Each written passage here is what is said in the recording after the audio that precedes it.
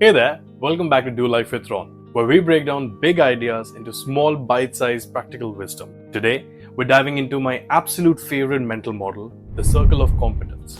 Trust me, this is a game changer. But before we jump in, let's talk about mental models for a second, yeah? So, what are mental models?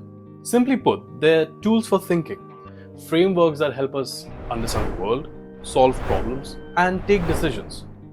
Think of them as putting on your glasses to see clearly. Some of the greats, Charlie Munger, Warren Buffett, swear by them.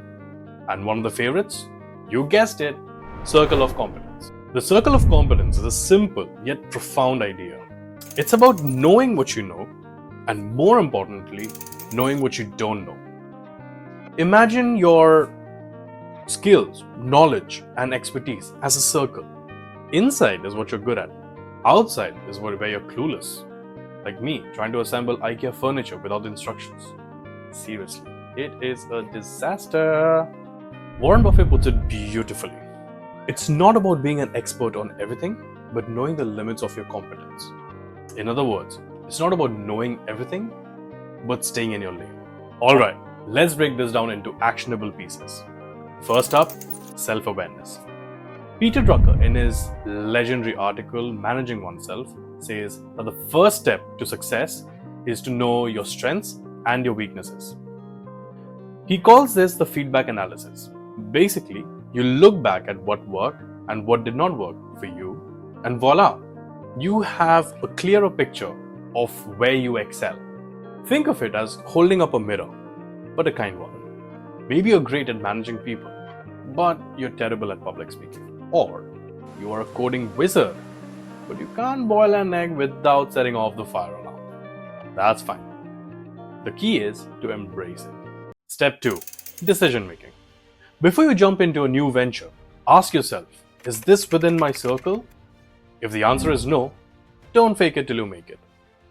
That's how people end up investing in cryptocurrency that they don't understand, or baking a sourdough in the pandemic. Remember, humility is your best friend. Step 3. Expanding your circle. Just because you're not good at something now doesn't mean you can't learn. Drucker talks about constantly improving oneself, whether that's learning a new skill or diving into unfamiliar territories. Start small. Want to get better at public speaking? Join a local Toastmasters club. Want to get better at investing? Read a book by Benjamin Graham. Now let's dig deeper into finding your strengths. It's not always obvious, but there are tools and techniques to help you. The first one, feedback analysis. Look at past successes and failures. Ask yourself, what was I doing when I felt the most confident? Or what task did people praise me for? And, this is key, what have I done that has made a real impact? Another method, take personality or strength assessments like Gallup's Clifton Strengths or Myers-Briggs Type Indicator. These aren't perfect, but they're great starting points. And don't underestimate the power of asking trusted friends and colleagues. Sometimes others see things more clearly than you do. One of my personal favorite exercises is journaling. Spend a week writing down the things that you like to do and those that you dread. Patterns will emerge. Maybe you like brainstorming, but hate number crunching. Or the reverse is true. This isn't just about what you're good at, but also what energizes you. And here's a fun one. Think back to the days of childhood. What did you love doing as a kid? Sometimes our natural strengths show up early in childhood.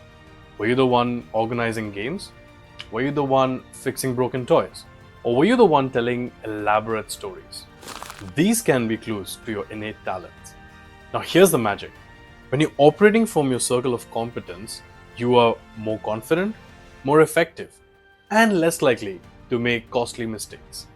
For example, let's say you're a software developer. Stick to coding and debugging, and maybe avoid giving unsolicited advice on gourmet cooking at a potluck.